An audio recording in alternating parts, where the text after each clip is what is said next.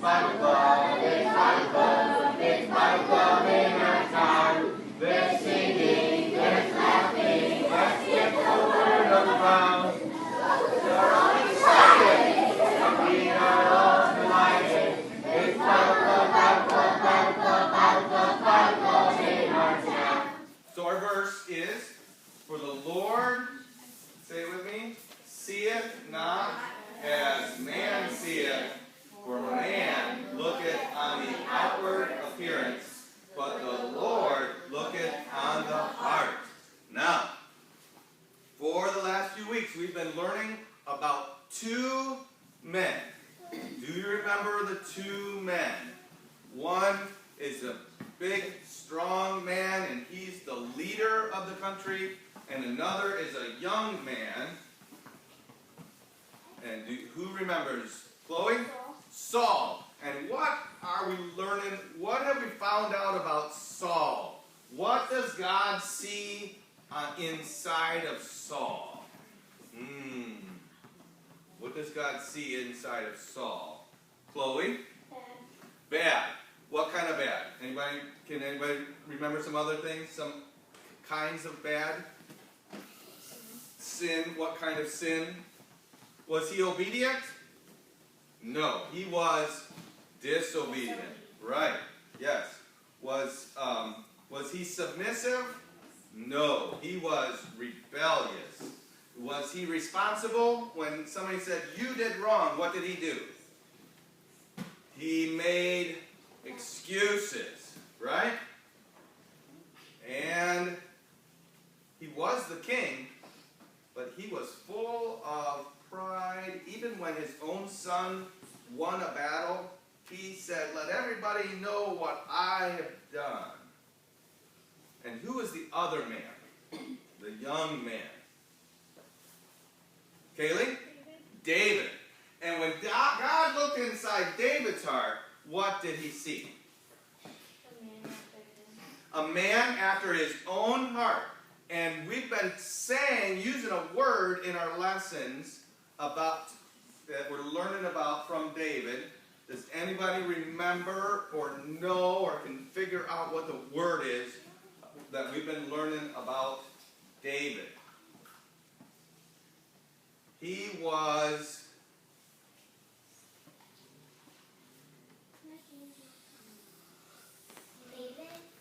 David. I'm hinting to you. I've got a great big hint in front of you. Maddie. He was godly, wasn't he? He was godly. Now, David and Saul were part of the people of Israel, and the children of Israel, the nation of Israel, had a great enemy right now.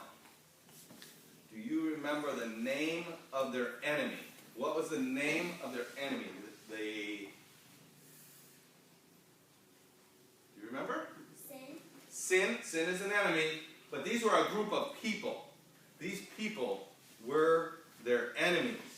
And they came after them a few times. We've had a couple lessons, stories about these people coming after them. One time God just thundered and it scared them, and that's how he protected them. Another time they captured the Ark of the Covenant and took it with them to their places. So who remembers the name of the people that were their enemies? Ian has got the name. The Philistines. The Philistines. Different ways to say them. So the Philistines, sometimes they would conquer the children of Israel, and when they conquered them, that meant they could walk into your town. Listen, could you imagine if they a few Philistine soldiers walked down your street and they came up to your house and they just took your mom and said, she's going to serve us. We're going to take her off to our town and she's going to cook food for us. You wouldn't have a mom. I mean, you would, but she wouldn't be in your house. Or what if they came up their street and said, you're coming with me. You're going to chop wood for my fires. Whatever. Maybe they'd come and take your sister and say, she's going to have children for me. That's awful. But that's what the Philistines were like. You wouldn't want, it wasn't just a story in the Bible. It was awful to be servants and slaves and defeated by the Philistines.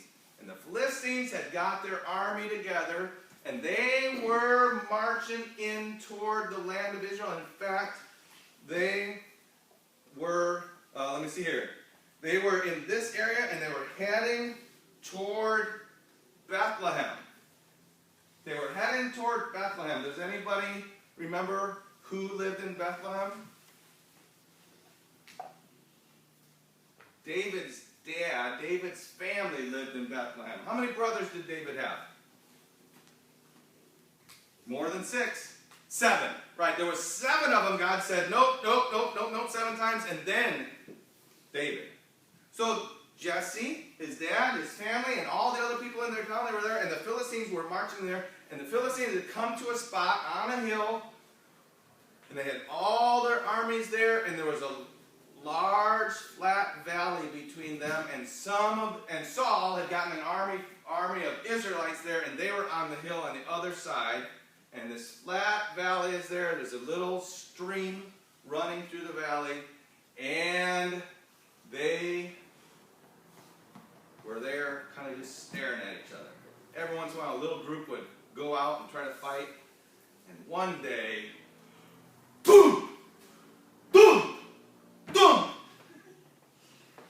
What is that? Hey! You sissies! You bunch of Israelite sissies! Who is making all that noise? I'm a Philistine. There's no reason for all of us to fight. You send a man to fight with me, and if I win, we will be your servants. No, you will be my servants. But if your man beats me, then we will be your servants. You guys have heard this story before. Who was that? It was a giant. And his name was Goliath. Goliath was, listen, he was over 9.5 feet tall. Now, I'm pretty sure that means that if he was in this room, his head would be bouncing off the ceiling.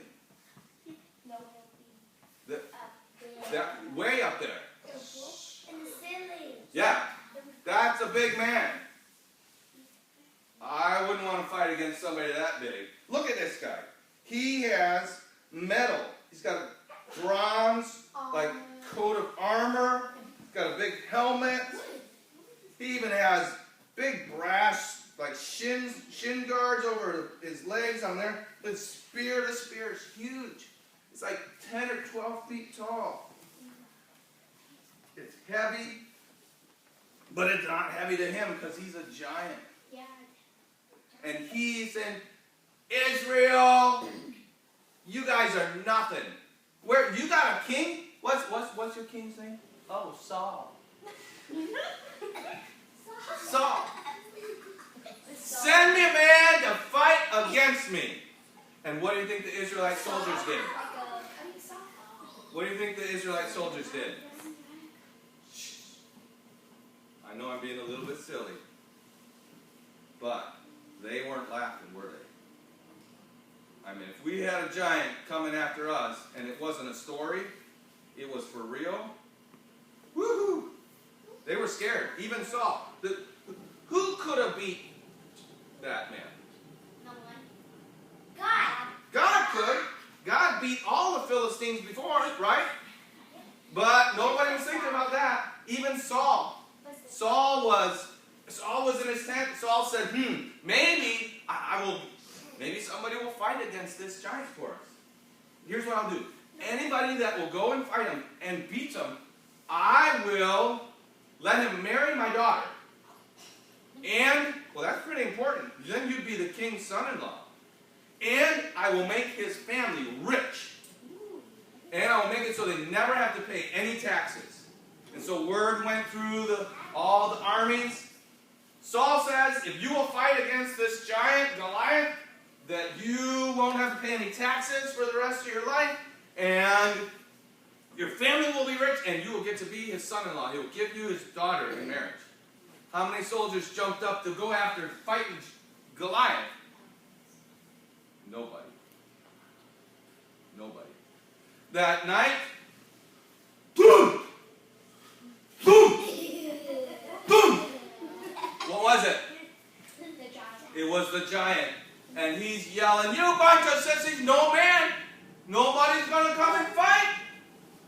All it's got to be me and him. We don't all have to kill each other, just me and him.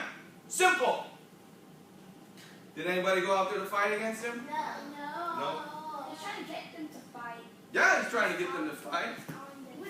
He's calling them sissies. He's saying they don't have any power. And who? Yeah, that's right. They were the children of God. He's trying to make them mad so they can fight. Yeah, but they didn't get mad. They got scared. Yeah. The Bible says they found places to hide. They were running from his voice. He's all the way on the other side of the valley. That was scary. Now listen, they went to bed. The next morning, they're cooking their coffee, getting ready, and what do you think they heard? Boom! Boom! Boom! What was it? The giant. And what is he saying? Where's the man to fight against me? You guys are a bunch of sissies. You don't have anything, any reason, any way you could fight. All we got to do is fight, me and him. That's all it's got to be. Mocking, making fun of the armies of God. And if you're making fun of God's armies, you're making fun of God. Yeah, you don't want to be making fun of God. Well, remember where I said they were heading? The armies were pushing toward Bethlehem. And who lived in Bethlehem? Jesse and his brother, his sons, David. Well, 3 of Jesse's sons, the oldest ones, Eliab, Aminadab, and I forgot the other guy's name, but the 3 oldest ones, they were part of the army. They had to go down there and fight against the Philistines. Otherwise, the Philistines were going to come into their town. Who knows what would happen then? And so they're down there fighting. And one day, as they were fighting, what do you think happened? The giant showed up. And then, so you know how long the giant did that? Every day, every morning, every night, for 40 days. You know how long 40 days is? 40 days ago, it was January. Way back. Can you imagine, ever since January, every morning the giant comes out. Send a man to fight with me! Well, this day, Eliab and the soldier friends, they were there. They were getting things set up, and they had a surprise. David showed up in town. Not in town. David showed up in the army. That morning, David's dad had said, David, get some cheese and get some food and bring this down to your brothers. Find out how things are going. Oh man, they didn't know what was going on down there. There wasn't telephones or cell phones or anything like that. So they didn't know how the battle was going, and Jesse says, find out how things are going down there. And so David goes down to the battle, and he's given the captain a big circle of cheese, and his brothers got some food for them, and boom! Boom! Boom! What is it? The giant! The giant! And what's the giant about to say?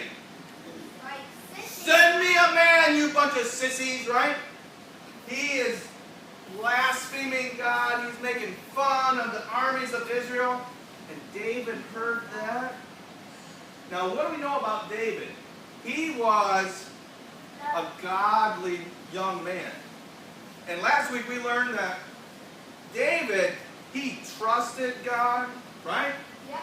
He loved God. He believed. Did this giant believe in God? No. But David, he believed in God. He depended on God. He loved God. And when he heard God being made fun of, he said, "Who is that Philistine? What is going on?" And what do you think the soldiers told him? "This guy's been coming out for 40 days. He says, if one of us will go down there and fight against him, if we beat him, war's over, and they are our servants. But if we lose, war's over, and we're their servants." And David said, "Well, why don't somebody go fight this guy?" He said, "Well, did you see him? He's a giant. He's huge." Well, Saul said, anybody that will go fight him, he can marry his daughter, he can be very rich, and his family will never have to pay taxes. And David's like, "Well, somebody ought to go fight him. God is with us." And right then, David's brother heard him talking and said, "David, what are you doing here? You just came down to watch the battle." But why was David there? He was bringing food. His dad, what was he doing? He was obeying his dad, right? He was obeying his dad. And David said, "I'm just here obeying Dad. And this giant, he's mouthing off about our God." Well, pretty soon the soldiers, word got. Who do you think heard about David and his brave and his talking? The giant. No, not the giant. Who was in charge of the army? King Saul. King Saul heard that and he said, "Well, send that guy to me." And so David came before King Saul. And when he came to King Saul, Saul was looking at him. And before Saul could even say anything, David said, "Don't worry about that giant. I am your man. I will go and fight against that giant." And Saul was like, "You know, he's been fighting all his life. You've never even been in an army." David said, "That's okay. I fought against," what did he fight against? A lion and a bear. Once a lion and a bear came, and God delivered the lion and the bear into my hand, and God will deliver that heathen giant into my hand. He has no right to blaspheme God that way. Saul was like, "Okay, but you should take some armor." And Saul gave David his armor. And David was like, "I've never used this before. I don't know how to fight with armor." And he put it off, and he went down the hill and started running out to see the giant. The Bible says he stopped at that brook that was running through there, and he got himself, some of you guys know this story, right? He got himself, how many rocks did he get out of the brook? 100. No, he got 5. 5 smooth stones, and he put them in a pouch that he had on his side, and he had with him a sling. That's not a sling like a wrist rocket, a sling. And he knew how to use that sling. Now, I told you we're going to do some things different. I hope this is still working. I want to let this recording read from the Bible for you what happened. Starts with a song that we know. Let's see if this is going to work.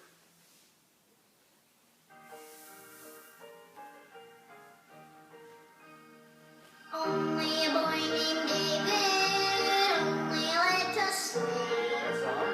Only a boy named David, but he could pray and sing.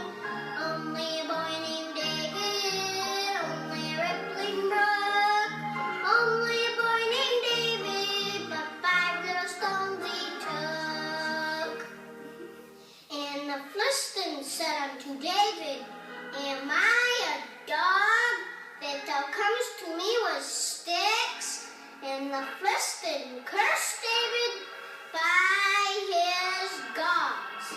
And the Philistine said to David, Come to me, and I will give thy flesh unto the fowls of the air, and to the beasts of the field. Then said David to the Philistine, Thou comest to me with a sword, and with a spear, and with a shield, but I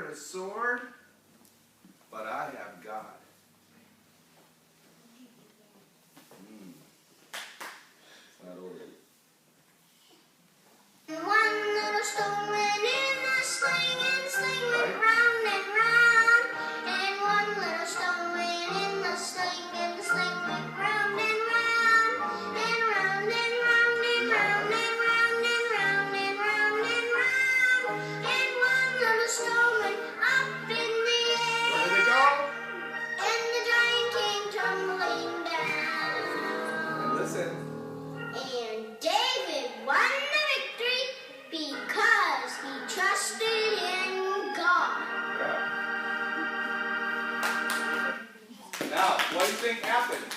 What do you think happened? David slung his stone, and it hit the giant in the head, and he fell down on the ground. And David, oh, it's even better than right between the eyes. David ran up to him, and he didn't have a sword, but who had a sword? The giant. So he took the giant sword and he hacked his head off. And you think, what about the Philistines? All the rest of the army. What do you think? Did they all get in line and say, okay, I guess we're your servants now? Yeah. No, they didn't. They weren't going to be. See, the devil, the enemies of God, they always lie. They tell you it'll be one way, and it's never that way. And so the armies of the Philistines, they were like, we're out of here. We're not going to be no Israelite servants. We're running. And all the armies of Israel that were hiding and scared, they ran out and they started chasing the Philistines. And God gave the Israelites a great victory. Yes. And the people of Israel did not have to be slaves and servants of the Philistines anymore. And as they were coming back, what do you think all the ladies in the towns, you think they were happy? They were happy. All the girls and all the children, they were out in the streets. They were singing. They were so happy. What do you think they were singing? The Bible tells us one of the things they were singing, Saul has killed thousands. And David, he's killed 10,000. Now, how many is 1,000 and how many is 10,000? Which is more, 1,000 or 10,000? 10,000. Why did they say David killed 10,000? Because he killed the giant. He only killed the giant, but he protected them. I mean, he might have killed some other Philistines after that, but they were so happy and so thankful that David had protected them and delivered them. They were singing like that. And what do you think happened when Saul heard them singing their happy songs? Now, everybody's happy, right? Yes. Except Saul. Saul's like, okay, he might as well be king. Yes. People are saying he's killed 10,000 and I only killed 1,000. What is that? He's upset because people are happy. Where did that come from? The word is jealous. Saul was envious and jealous. Pretty soon, anytime he looked at David, he was like, I hate David. Now, David just saved the country. But I don't like, David's going to have to die. I can't have him around my kingdom. He was full of jealousy. And you remember what David did for Saul? What did David do for Saul? Where's my picture? When Saul was upset and angry, what would he do? He would play his harp for him. So, the battle is over, everybody's back to their hometowns, and David is back in the palace with Saul, and Saul is upset and angry. But why is Saul upset and angry now? Because his kingdom is happy, because he's jealous. He's envious. And he's there looking at David playing that harp. And pretty soon, Saul takes his spear that's next to him and he throws it at David. And David leaped out of the way and he ran out there. Woo! That was a close call. You need to play a nicer song next time maybe, huh? So that he doesn't get so angry. The next day, Saul was like, his servants were like, Saul needs some music, David. Go in there and play. So David's in there playing music. And again, second time, Saul took his spear, his javelin, and threw it at David, and David escaped. Saul began a life of hatred and misery toward David because he was jealous. The Bible says some people told Saul, your daughter, Michal, she really likes David. Now, Saul had already promised that whoever killed Goliath would have his daughter, but that didn't happen. Saul was not a godly man. He didn't keep his word. But he thought, oh, Michael loves him. I know what I'll do. I'll tell David that if he goes and kills 100 Philistines, then he can marry my daughter. What is he thinking? He could kill a giant, but he's not going to be able to kill 100 Philistines. And I'll just let the Philistines kill him, then I won't have to worry about him. That's not a good thing, is it? But David's like, all right, I like his daughter. So he went out, he killed 200 Philistines. Said, I got 200 Philistines. Oh, man. And none of them killed David. Saul is in trouble, isn't he? Yep. So, what is going to happen? We're going to have to find out later. No. Do you remember the name of Saul's son? Jonathan? Jonathan was a good man, wasn't he? We're going to tell you something about Jonathan and David next week. But this week, we need to remember that with God, we can win the victory, right? Even if it's a big problem. It's a big problem that we don't know how to solve. It's somebody at school that's mean. It might be a teacher that hates God. We don't need to bring our slingshot into school. But God can take care of teachers that hate him. We just have to do what's right, depend on, and trust God, and God will get himself the victory for us. We just can't run and hide and say, well, I don't know God. We have to be faithful to him like David was. And then we have to not be surprised if people don't like us. Because lots of people don't like God, do they? Most of the world doesn't like God. They hate God. You should be thankful that God let you be in a place where you could come and learn the Bible so that you can love God. But we remember those things and keep doing what's right.